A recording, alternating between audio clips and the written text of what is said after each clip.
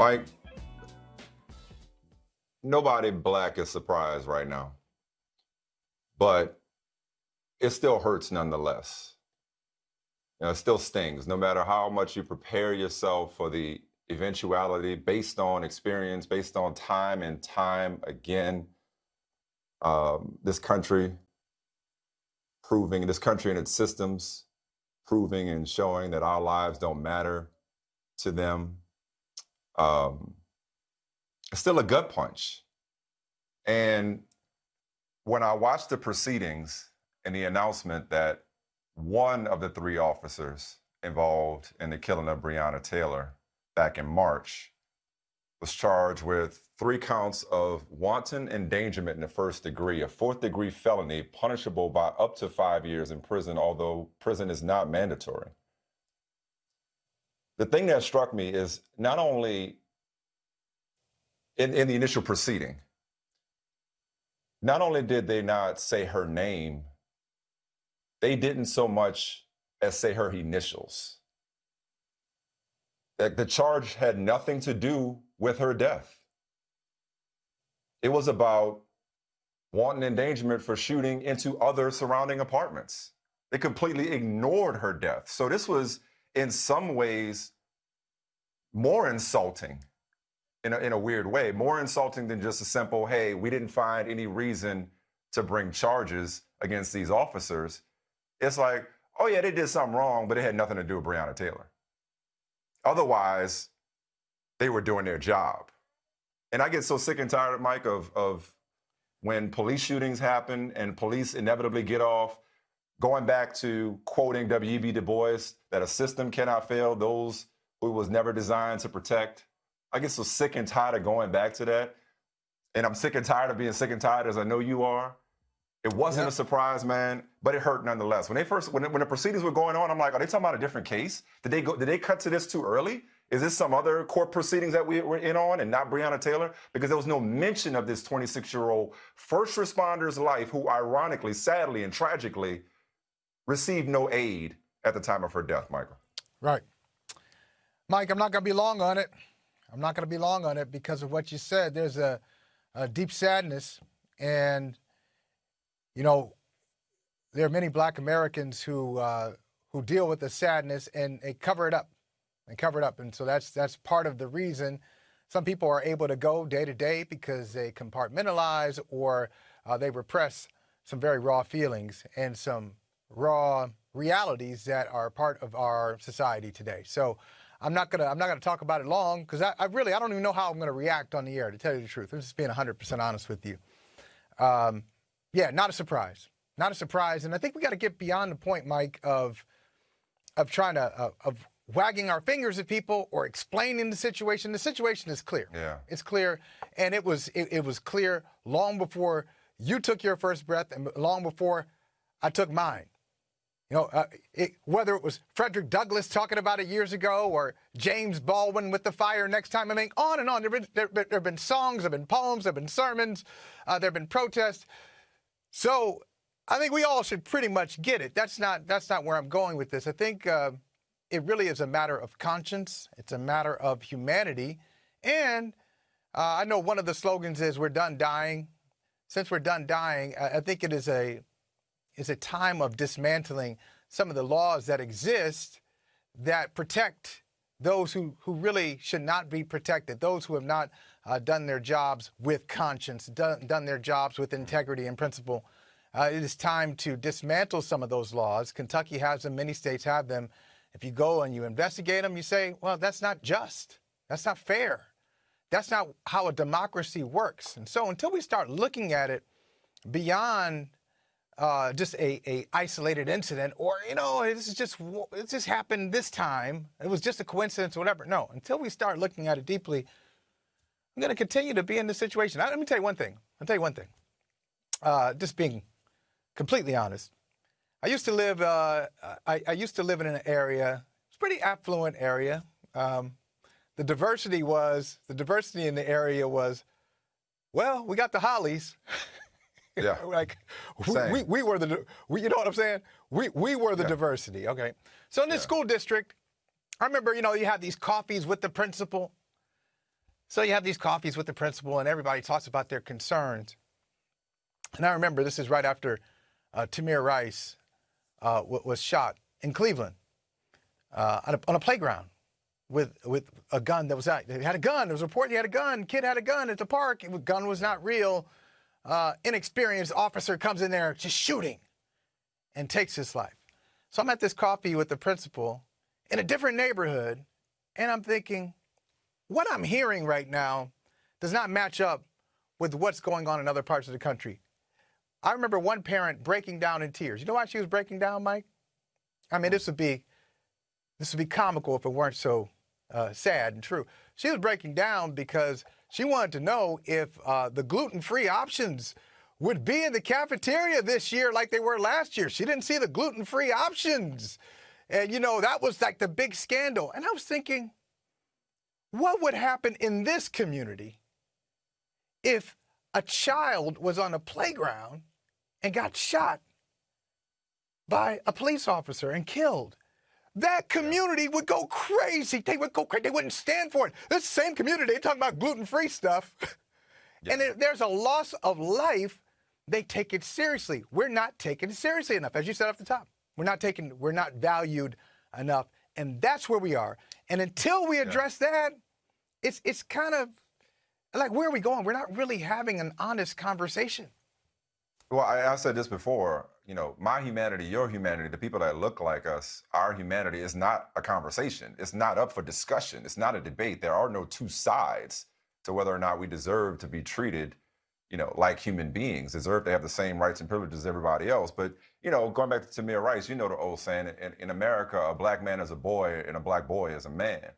And what bothers me about the job that these officers are doing, these charges of wanton endangerment in the first degree, these joke charges brought forth by the grand jury and delivered by Attorney General Daniel Cameron, Mitch McConnell's protege. All it does is condone and confirm that these officers did their job. Like, when it says to protect and serve, it should have a parenthetical that says, but not black people. They're saying it's legal, and it's always legal. It's always justifiable. It's always rational. It's always understandable. Yeah. For officers to fear for their lives when in contact with black people, armed or unarmed. That narrative, that story, that line of thinking, it always plays. I feared for my life. He or she resisted. He or she disrespected us, or I didn't like the tone of voice, or I didn't like, they didn't hold their hands in the proper position. They didn't follow instructions. When we've seen the alternative happen time and time again with white people taken alive when they are clearly threats to the officers and those around them. So add sleeping in your apartment. It was already on the list, but add sleeping in your apartment to the long list of things that we just can't do as black people in this country freely. I mean, what would you do? What would you do if somebody comes into your apartment at midnight and you're a licensed gun owner? The same thing. You're licensed. Fired off. And context. Like, her boyfriend had the context of, hey, her ex-boyfriend might be coming in here to do something. It might be her ex-boyfriend at the door.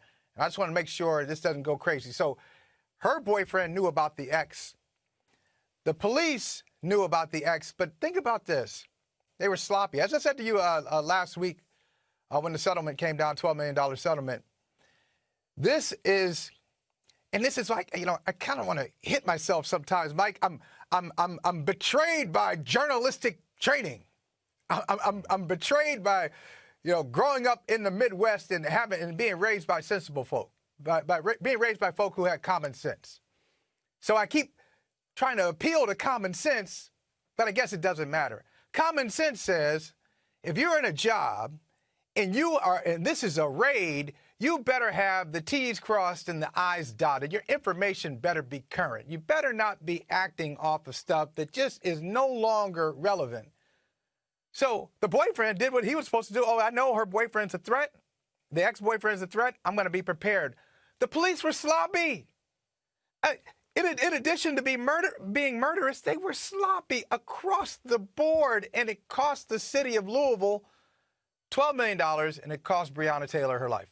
Sloppiness. Well, let's talk about the boyfriend for a second, because the boyfriend, or even the boyfriend in the house, and even the ex-boyfriend, have been, again, used to justify and even vilify Breonna Taylor, because we're never innocent. There's a lot of talk about innocence until proven guilty. We're never innocent. See, we get charged, tried, convicted, and executed in a matter of 8 minutes and 46 seconds, or less, as the case may be. Whereas we can't so much, time and time again, we're denied an arrest, charges. Forget about even, I mean, it's a victory when it comes to justice for fill in the blank. It's a victory to even get to the point of a trial, let alone a possible conviction. And that's whether you're a police officer or some so-called neighborhood watchman or just vigilante who's got it out to go and hunt the nearest black person. Okay, so regardless, it's always a matter of, hey, you know what? The idea that we are naturally violent and out of control and need to be policed aggressively, if not eradicated, that always plays. It's always acceptable. And now, what you're going to see now is the shift to watching the reaction, because the conversation is always about the reaction. It's never about the root cause. So now we're going to have a conversation about the reaction in Louisville, because even this week we saw this come. Yeah. Not only did we see this coming just throughout our country's history, we saw it coming when they declared a state of emergency, when they implemented a citywide curfew, when they activated the National Guard, which only gets activated when it comes to black people responding to police brutality. And so now because when people talk about peace, what they really mean is quiet. Okay, they're certainly not talking about justice. They mean quiet. Right. And so now, whatever happens, and here's another quote I'm sick and tired of going back to, is that the riot is the language of the unheard. But they still ain't hearing us. And so now it's going to be about, oh, look at these rioters, these peaceful protests. So think about just the circle. Think about think about how twisted that logic is we beget state-sponsored violence on bodies of black and brown men and women. If you respond in any way other than, okay, no problem, keep doing what you're doing. If you respond by pushing back, then it's like, oh, you're being violent, so now we got to come in with militarized police, to add violence on top of violence. It's an endless cycle. Yeah, I got it. Yeah, it's a cycle. That's why I said I'm in a place of a reflection. There's some quietness in here right now. And I think part of it is I'm just going to that next level and thinking of the strategy. I think protest is extremely effective. I think protest is a part of American history. Long before there was a Black Lives Matter, long before there was an MLK and a Malcolm X, I mean, years and years of this country, everything that has happened in this country, everything has been the result of protest. I'm looking at something and say, this should not be. I'm going to push back against it and create something else. So protest has its way. It is a very American thing. Don't let anybody tell you anything different. It's a very American thing. So, but maybe we need to add another layer of strategy here and start doing the so-called boring work. Okay, what do I mean? What do I mean by that? Boring is doing some work in the marbled hallways and these libraries and taking apart these laws that exist, that have existed for years, and looking at them in a 21st century context and saying, these laws do not serve us anymore, and we've got to tear these down. I keep saying it. Don't get caught up in the political response or the political framing of it, because politicians are self-serving too. All politicians, all of them. Not just talking about the Republicans, Democrats too. This is very self-serving. They'll take the temperature of what you're talking about, and they'll see how they can use it to their advantage. This is beyond a political conversation. This is about the people in the streets who are looking at something, who I am hopeful are fed up with it and are trying to make some steps, make some moves to kind of dismantle things that no longer serve a democracy. Yeah, well, that's all I can say about it. That's all I can say about it. I mean, like, this is, and we knew it. We knew it was coming. We knew it was coming, right? Yeah, All right. it's still you prepare for it and you expect it, but just when you hear it, it seems like it's no matter how it's delivered, it's always delivered in a unique way, just to kind of Yeah, remind you of our place, that's right. in this society. I mean, we talked before the show, man, and I was gonna say about democracy, um, whether it's the passing of Ruth Bader Ginsburg, or now the miscarriage of justice when it comes to Breonna Taylor, just all the more reason for us to march to the polls. It's now or never. You know what I mean? It's just that much more motivation, as if we needed it. That much more motivation to protest at the polls. But what I was going to say, And also everybody, and was, you got to, everybody's got to be called out too. Everybody's got to be called out. You got to look. See, because the easy thing, I said I was done with it, but here I am again. I knew you had more. That's why I knew you had know. more. I know you. I knew you had more. I know. It's so easy, Mike, to just have it be far off. Hey, let's just look at our national politics. Let's look at the president. Let's look at the senators, and you just blame them. Yeah. And they're a part of it. They're complicit. Oh no. But All local politics. Local Yeah. politics. Ask those questions of local politicians. So where do you stand? Yep. Like these are, and I tell my students this all the time. I'll just give you a quick a story from the academy. So last semester, I was teaching, one of the courses I was teaching was a basic news writing and reporting course. And one of their assignments was to get a government story. And I remember a couple of the students saying, well, what if I go to the State House and they don't call me back, or what if they don't email me back? And I said, do you understand? Forget about the golden dome of this building. Forget about the beautiful architecture and the important people who walk in suits and expensive clothes. This is for the people, and we've lost sight of that. This is for the people. They are supposed to be serving you. They're supposed to be answering your questions. They're supposed to be answering your phone calls and your emails. It's unacceptable. They're not doing the job if they're not answering your questions. So we've got a part of this, and the part is ask people, where do you stand? I'm very concerned about this as a citizen. So you've been elected. What's your position on it? Yeah. No, I mean, we waited over 6 months and I think 191 days for nothing. Look, we got more to say about it, but at least for now, we're going to put a pin in it. And before the show started, we were trying to decide, like, look, short of, because talking about sports or talking about anything else right now feels somewhat inappropriate, but short of, pulling the Kenny Smith and just unmiking and walking off and saying we're not doing the show today, it just didn't feel right to try to, transition into any other subject matter. So with that, we're going to not only put a pin in it, we'll come back later to this subject of Breonna Taylor. But for now, we're going to go ahead and take a break and come right back and try to move forward with other conversations as best we can.